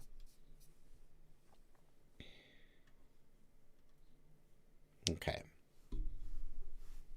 Hemp Wick wants the Discord link. So, Hemp, the Discord is available to patrons. The way to get on the Discord is to go down in the video description. There's a link to my Patreon page. You can join my Patreon for as little as $2 a month. Or more if you feel like I've earned it. Think about it think about you know those guys who play music. Shit. You know those guys who play music in the subway? Oh yeah, no, I don't have a towel. Why would I have a towel? Now I have a wet shirt. Don't worry, you'll never see it. It's off camera. You know those guys who play music in the subway? Well, I'm like that, except I help you fix your quad. Throw a couple bucks at me in my Patreon, you get on the Discord server. That's how you do it. Or not. I'll still help you, even if you're not on the Discord server. It's up to you. It's totally up to you. That's the thing. Those guys on the buskers playing music in the subway or on the street. They don't go, oh, you want me to play a song, huh? Give me a couple bucks. They just play the song. And if you like it, you give them $1. And that's kind of my attitude. I help everybody. You like it? Join my Patreon. Max U says, I have a problem with GPS on Betaflight. The distance to home is always delayed like 10 seconds. Does anybody know why? I mean, Max, the first answer is that Betaflight GPS is just not that, doesn't update that quickly. It just doesn't update quickly. I don't know if there's a way to make it update faster.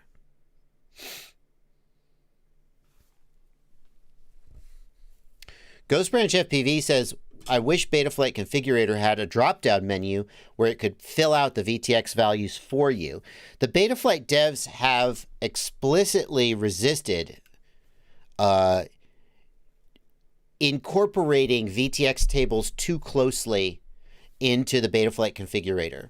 Their position is that if the VTX table is set incorrectly, the VTX could violate the regulations of a local area. So let's say that you could set your VTX to any channel, any frequency that it supports, even if those frequencies are outside the legal bands for your area. And so notice here in Diatone, like a lot of the Bosscam E band is not legal in the United States. Some race band channels are not legal, I think in Europe, I don't know.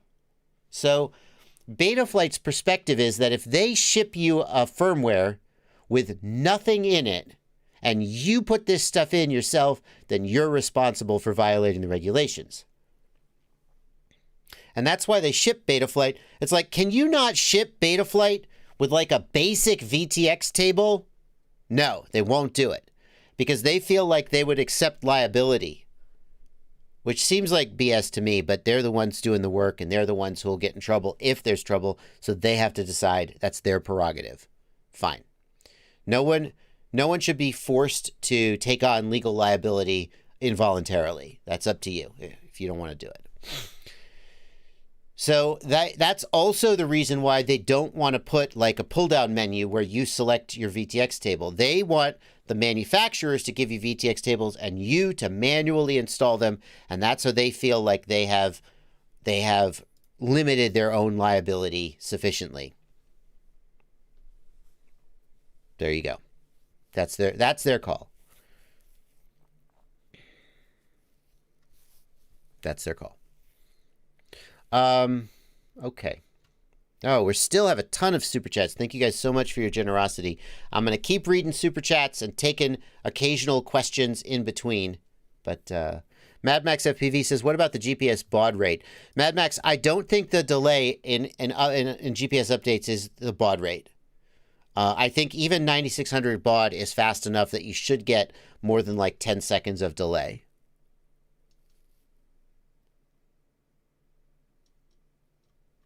It's a question whether it's iNav or Betaflight, or rather whether it's the GPS or Betaflight that has the problem.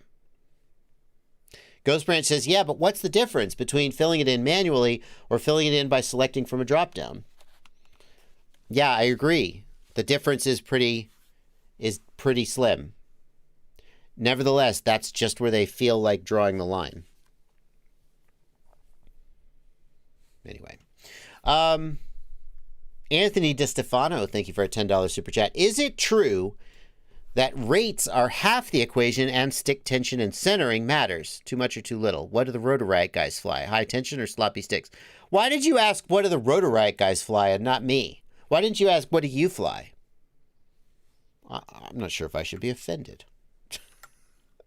Is this because Mr. Steele put a video out? Wait, I don't even know, but I'm just going to go to Mr. Steele's page and I'm going to hit videos.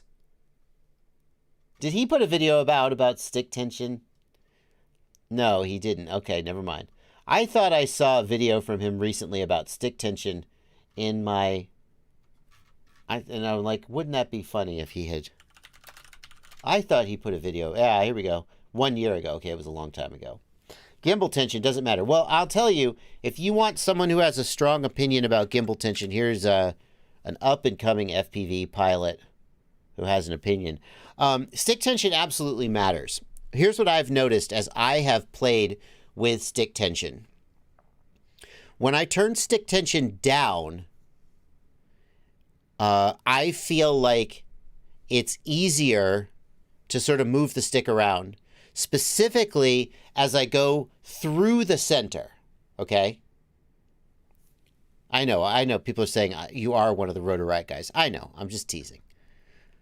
When you say, what do the Rotor Riot guys fly? It feels like you're asking. You're like, hey, what does Drew fly? Can you ask him for me? I'm just picking on you, though. Don't. When the stick tension is loose, and let's say you're going and you're doing a swooshy turn like this, okay? Left, right. Or you're going from a left move, and then you're going to swing to the right and do a snap roll. When there's loose stick tension, as you move through the center, it's very smooth, okay? When there is stiff stick tension, as you move through the center, there's a little bit of a resistance as you center the stick, and it can mean that your left-right moves go and keep going. So there you might have just a little bit of a pause as you go from left to right. Okay.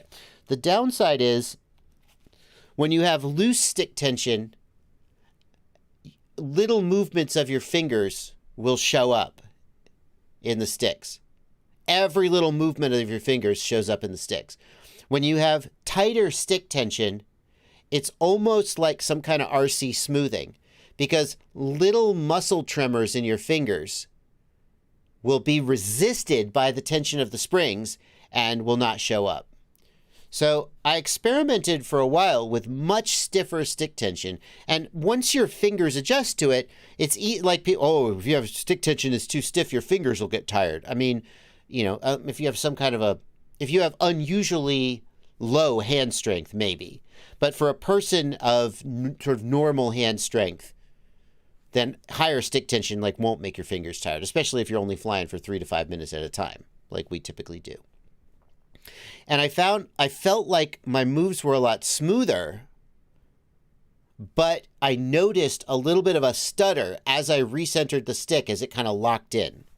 And I tried ultra loose stick tension, and I felt like it was kind of all over the place, like little micro movements were showing up. I didn't like it. So those are some thoughts about stick tension. All right. Matthew Vega, thank you for $5. Here's a couple bucks to move the 3D printing conversation to another stream. Appreciate your donation, Matthew Vega, but I mean, sometimes we talk about 3D printing. That is a topic I talk about and I enjoy talking about. So, but we've already moved on since you left that super chat. So Calabrese 221 says, how do I get LQ and VTX channels in the SharkByte OSD? I can get everything else working but those two elements. Calabrese, I think that every Betaflight OSD element is supported in SharkByte. So if you can't get LQ and VTX channels working, it's because your OSD configuration. Calabrese, remember that not all receiver protocols support LQ, and depending on how you've set up, like if you're doing Crossfire or Ghost, Crossfire for sure supports LQ. You may not have it set up in a way that gets LQ working. So Calabrese, my question would be, what receiver are you using and how have you set up LQ and so forth? I'll try to keep an eye on the chat to see if that shows up. Jeremy Sarge says those just don't work. I'm surprised to hear that, because doesn't canvas mode mean that everything works? Why would two specific OSD elements not work? Canvas mode just means everything works, right? I would think so. Ricardo Ferreira asks, is it necessary to always physically unlock a VTX? Or can the VTX tables do it? No. Ricardo Ferreira, if you have a VTX that requires unlocking, which not all do, then you need to unlock it. The Betaflight VTX table will not unlock it for you. Jeremy Sarge says those two OSD elements don't work. Not sure why. Jeremy, I don't think that's right. Hang on one second. I don't think that's right, Jeremy, because, hang on, let's check. Canvas mode.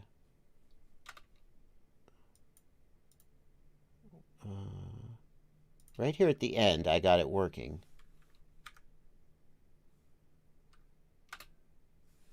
Yeah, right here. Here's LQ. There's RSSI. Oh, no. Where's LQ? It's not there. Oh my God, you're right. Okay, I can confirm LQ doesn't work. Because I guarantee you, if we look at my OSD, hello.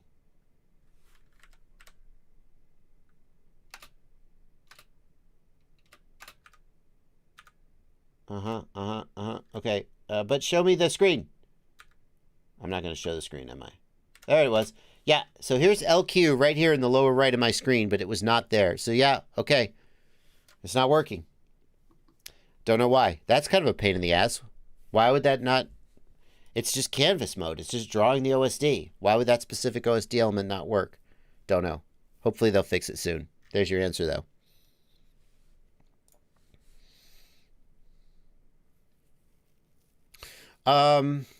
Davey, thank you for a £5 super chat. I am the chap with the odd left and right motor snapping on Facebook. I noticed that you said Owen about the gyro issues. I know who you're talking. Davey, I appreciate the donation. I know what you're I know who you are based on the odd left and right motor snapping, but I'm not sure I'm following where you're going with this super chat, unfortunately. Let's keep talking about it on Facebook, though. Chadward, thank you for $5 super chat. I got DJI FPV QX7 with analog kit for whoops, 8 4S lipos, no working drones, cruise light freestyle. What greater than 4-inch cheapish but durable bind and fly build do I get? I see. You have a DJI FPV QX7 with tracer, analog kit, 8 4S lipos, no working drones. What bind and fly should I get? Cheapish, greater than 4-inch. So these days, you're going to struggle to find a 5-inch freestyle bind and fly for less than about, say, $270, $280. If you can, I mean, the Diatone Roma and the Nasghoul Evoke are two of the ones, or the iFlight Evoke or the iFlight Nasghoul. Those are the ones that I think are very good these days. They're closer to $270 or $300 though, due to component shortages. Those are the ones I recommend though. If you want to know my recommendations, by the way, you could check out my website. This is my website, fpvknowitall.com. It's linked at the bottom of all my videos, and it has the ultimate FPV shopping list, which contains product recommendations in various categories. We could just check out 5-inch freestyle drones and parts. We just click right here. Oh, there we go. And I've got suggestions for bind and fly and ready to fly. So here are, these are not the only good ones, but they are some of the good ones.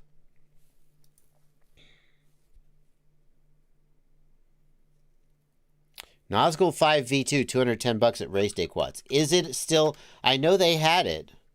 Is it still actually available though? Nasghoul V2. Oh my God, it's not. Are you kidding me? What the F? Let's make an affiliate link real quick. This is an affiliate link. Yeah, go buy that right now. I mean, that's the Crossfire version. Do they have, what else? No, because they only have the Crossfire version. That's a steal. Today, that's a steal. That's a steal. If you want an analog 5-inch bind and fly, that is a steal. This is not true. This is not true. The XM Plus, this is so misleading. The XM Plus ships with ACCST V2. The RXSR ships with ACCST V1. None of these receivers are shipping with access. This is really misleading and incorrect. This needs to be reworded. Oh, he has DJI? Oh, my bad. You can use that link to buy whatever you want, by the way. He has DJI. My bad. He says DJI. Okay, don't buy that one then. Don't buy that one. You need DJI. There is no, say, cheapish. The thing is, a DJI bind and fly. Does he have the V2? The Roma V2 with Caddx Vista and Polar, $400. Is that cheapish? You're not going to find much less than that with DJI in it, though. Roma V2 or the Nasghoul Evoke, both very good. The Nasghoul V2 also very good if you can find it in DJI. It's not going to be cheapish, though. Oh, less than 4. Did you say greater than 4 or less than 4? Oh, wow. It says, okay, for the record, your super chat said greater than 4-inch. You want less than 4-inch. GEP-RC Smart 3.5. That's what I would say. GEP-RC Smart 3.5. Mike Crabtree, thank you for your $5 super chat. No big deal. No big deal. No hard feelings. Zinto Tree, thank you for a $5 super chat. Oh my God, we're almost caught up. Thanks for the reply and help from chat. I went ahead and ordered the V2. It's still $200 at RE Quads. Oh, I was just talking about that. Fluff's Flying, thank you for a €5 super chat. I'm looking to build a 7-inch analog. What frame and motors do you recommend? So for motors, 2806.5 Brother Hobby are the gold standard for 7-inch cruising and freestyle. There are other manufacturers making 2806 motors out there right now, but 2806 is just near universally quoted as the best size for 7-inch. So I would definitely not get like a 2306, a 2207, a 2208. Zing makes a 2806.5, also very good. Brother Hobby, I think, was the first to make the 2806.5 for 7-inch. And the 7-inch pilots, there was a time when they were like the only ones making it, and that's what they all used. Now there's a lot of others. Gamma Gonad points out the FPV cycle 31mm, also very good. Very good point. Probably worth, where is it? Hello?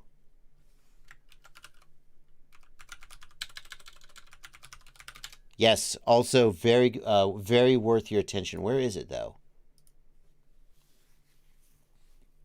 23, 25, the 30mm. That's it. So the FPV cycle 30mm, also excellent. What's the dimensions? I think we figured it out once on stream, but I don't remember. Everybody in the chat says the FPV cycle 30mm are way better. That being said, I mean, like if you were to get a Zing, Brother Hobby makes good motors. Not like the best motors in general. Here's a Zing 2806.5. Probably not going to go wrong with that. A lot of people are saying the FPV cycle 30mm are better. How's the pricing? Zing 2806.5. Emax Eco 2 2807 on a budget. Well, great point. Emax Eco 2807. Emax Eco, very, very good budget motors. 2807 is in the ballpark of the same size. A little bigger even. So these are all great motors to select.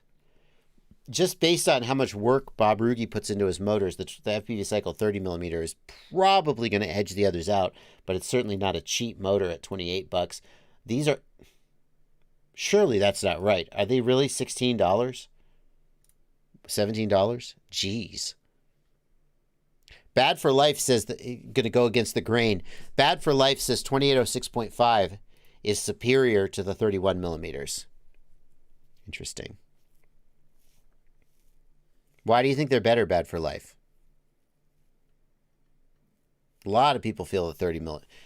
Crabtree says the 30 millimeter are 3106.5. That's a lot bigger than 28, that's for sure. So these are all some choices for 7-inch motors. I don't think you're going to go wrong with any of them.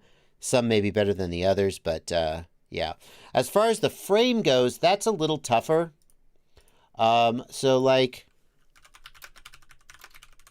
Chris Rosser is coming out with an AOS 7. I don't know if he's released it yet.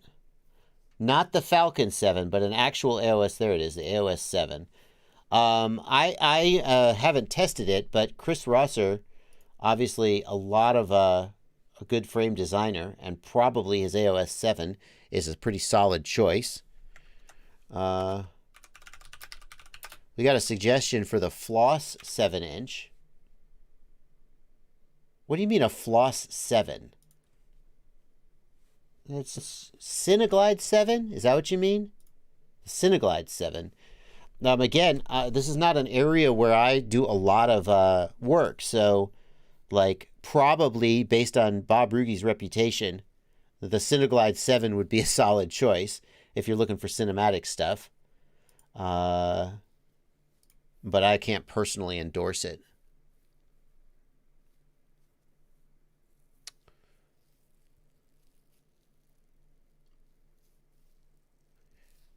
Jeremy Sarge, if I had to guess why Bob Ruge doesn't like Brother Hobby, it's because Brother Hobby copies other people's designs. Cyclimbo is pointing to the Hyperlight Floss 7. I have stayed away from promoting the Hyperlight line of frames, and I feel like I want to acknowledge why I've done that, but I also don't want to spread misinformation or spread private information. The Hyperlight line of frames was originally designed by Bob Ruge in partnership with Pyrodrone. Nobody disputes that Bob designed those frames, and it's just a simple matter of history that they originally were designed by him for Pyrodrone. At some point in the past, Bob switched to promoting his frames as not Hyperlight, but just FPV Cycle. You'll notice the word Hyperlight doesn't appear on the FPV Cycle website anymore. And that leads me to believe that whatever arrangement he had with Pyrodrone is not in existence anymore. But Pyrodrone still sells the original Floss frame and under the Hyperlight and continues that brand. And obviously Pyrodrone, like, you know, I don't know the details of what happened, and I'm not interested in like trying to get into any drama, but I try to promote the FPV Cycle frames, and I generally stay away from the Hyperlight frames, because if Bob took his frames to his website and stopped using that term, it makes me wonder. And since he's the original designer of the frames, I don't know. So those are fine frames. Just based on my sort of friendship and respect for Bob and his work. Yeah, there you go.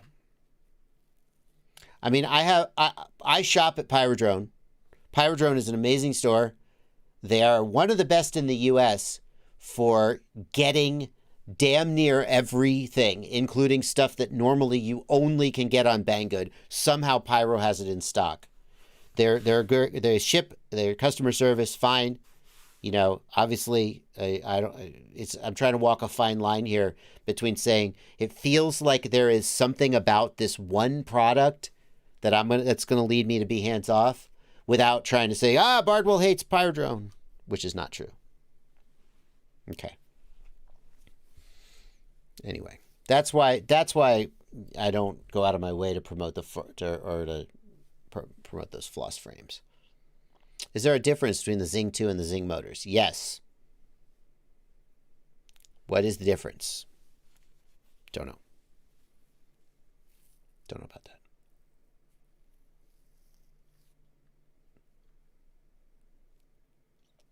that. Dog Tanyan says Bob got greedy. What do you mean by that, Doug Tanyan? What makes you think Bob got greedy? What do you think you know? Tell us in the chat if you want. What you think you know. I know things I'm not saying because it'd be disrespectful. Tell us what you think you know about Bob getting greedy. Suffice it to say, Bob gives a lot. Justinus V says he cut out the middleman. Yeah. Yeah. Anyway, I'll shut up now. If you think, I'll say this. I don't believe that if there was a separation, it's true that FPV Cycle no longer promotes their frames with the Hyperlite branding. That's a fact. And Hyperlite is Pyro's house brand. I strongly, just based on what I know of Bob and his personality, do not think that that would have been done because he wanted to cut out the retail margin. That if Kebab was happy in his relationship with a store, that he wouldn't say, yeah, screw you, I'm taking that whatever % for myself. Bob doesn't seem motivated by money. I mean, obviously everybody likes to make money. Bob pours himself into his products. He has said multiple times when I've talked to him over the last several months about the development of the 5-inch motor, the 25 millimeter motor, and he has said multiple times that he has essentially all of his store's money tied up in these motor orders, and in that he's taking giant risks. He puts all his money into development, and also he's a wildly successful dentist. So what does he need money for? I don't think anybody who knows Bob would say that he's such a cutthroat business person that he would just cut a store out, especially after having a successful relationship with them for years, in order to just because he needs that margin back. Yeah.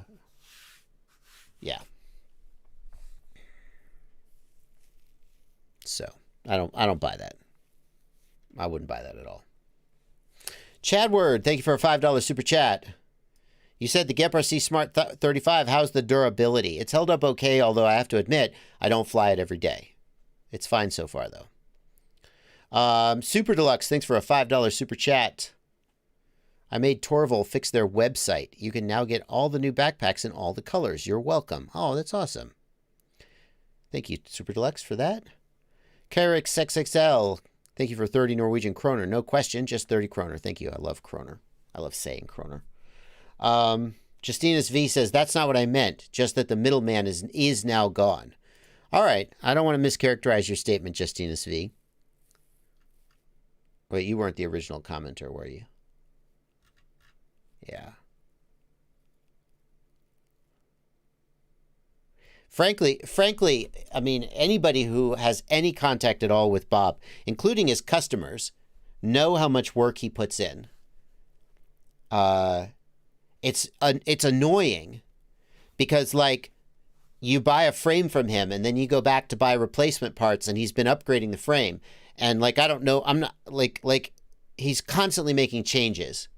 And I'm not saying he, like, breaks backwards compatibility, but I am saying if you buy something from FPV Cycle and then 6 months later you come back, chances are you will not be able to buy the exact same thing because he's been improving it and making it better. And the guy puts in more work than just about anybody in FPV. So frankly, he's got a huge bank of good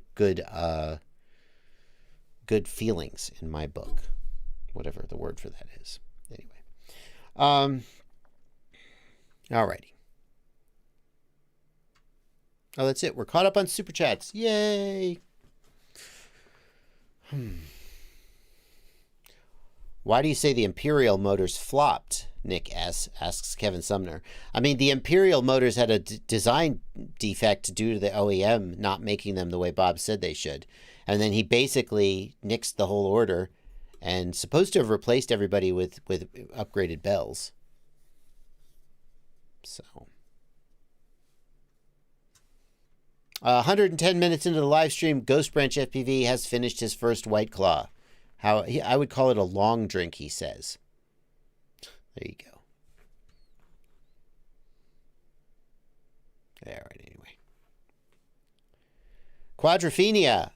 The download from GitHub will not work. It's just a jumbled hex file. Quadrophenia, what are you trying to download? I think I showed you on a previous live stream how to do it. I don't know what to say after that.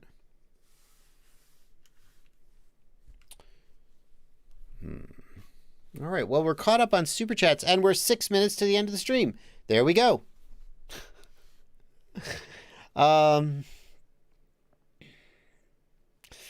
Orifoxer in the Discord asks, my transmitter has a weird smell, like a strong smell of electronics. I replaced the battery. Do you think this is the best step? It's an iX20. Orifoxer, I have no idea what you mean. But you bought an iX20, which means you paid like $1,600 for your radio. So I would contact Horizon Hobby. They're like the whole reason you pay that much money for their stupid radio is so they'll at least answer the damn phone. Contact them for support. If I paid that much for a radio, I sure as hell would want somebody to get on the phone with me and tell me why it smells bad. That's what I would say. Okay. Is Ciati streaming today, guys? It's 5 minutes to the end of the stream and I haven't seen him. Is Ciati streaming today?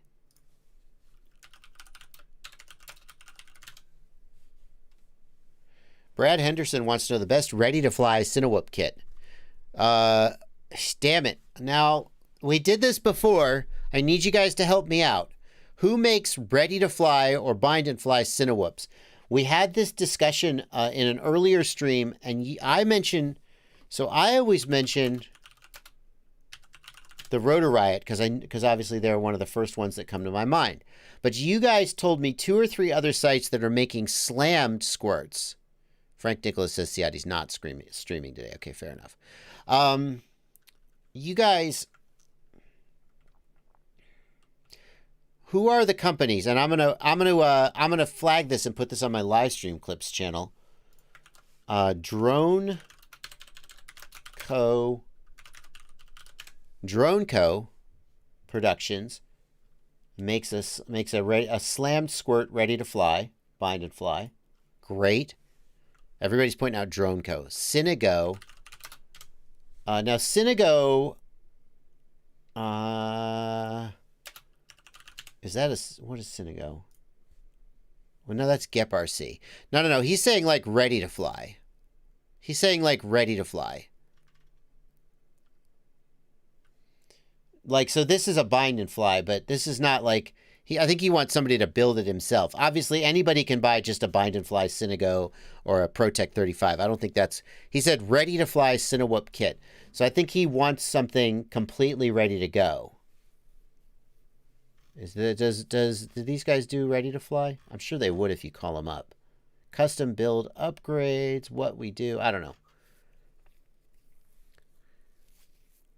Does Shendrones do builds? I don't think so. I think he wants full kit. When he says ready to fly Cinewhoop kit, he wants everything ready to go. So like, I know Rotor Riot does like a full setup.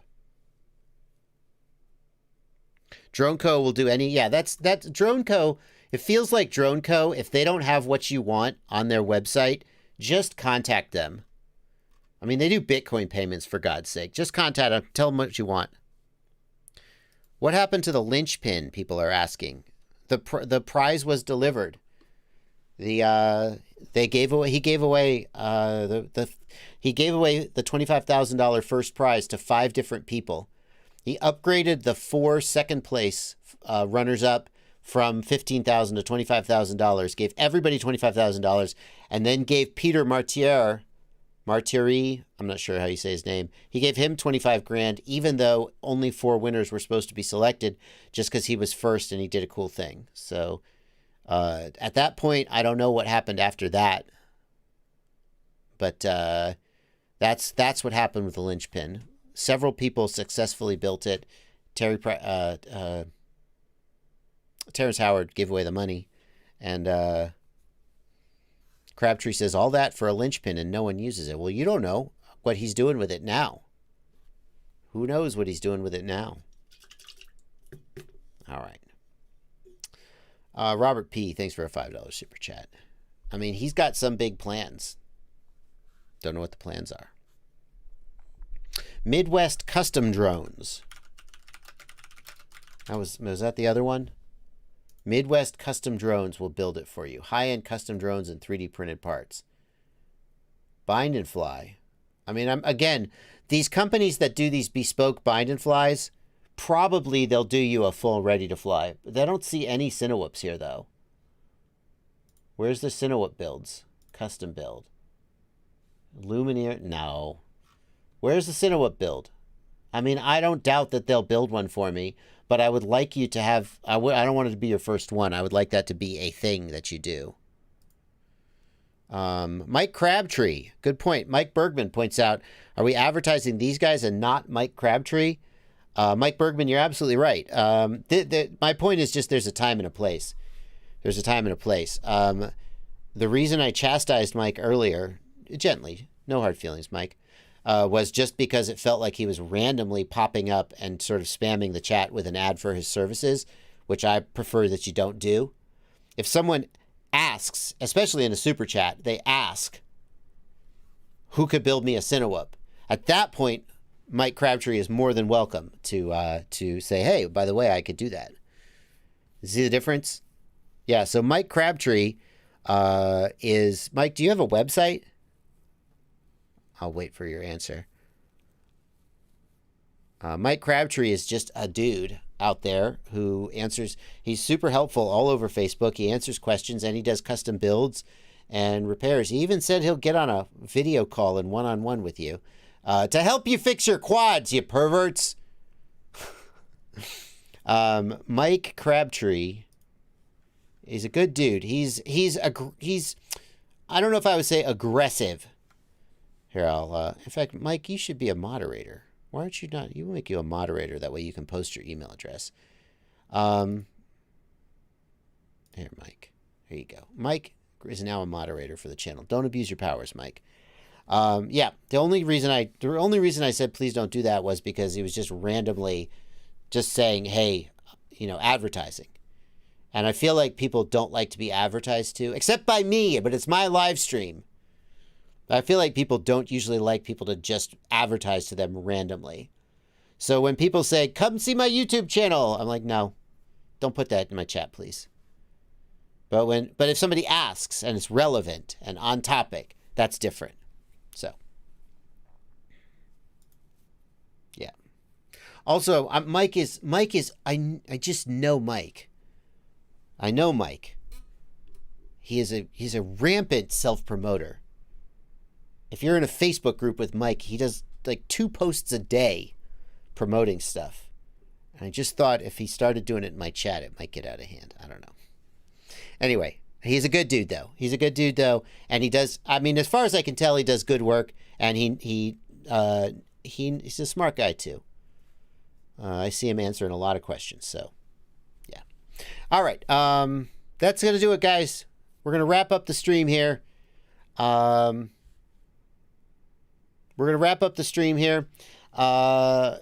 will see you guys tomorrow, 8 p.m., Monday, 8 p.m. for another stream, if you can make it, and Tuesday, 6 p.m. for the news, and throughout the week with various content. But that's going to do it for today. Thank you guys for coming out. Thanks to everybody who donated in the super chats. We had a ton of super chats.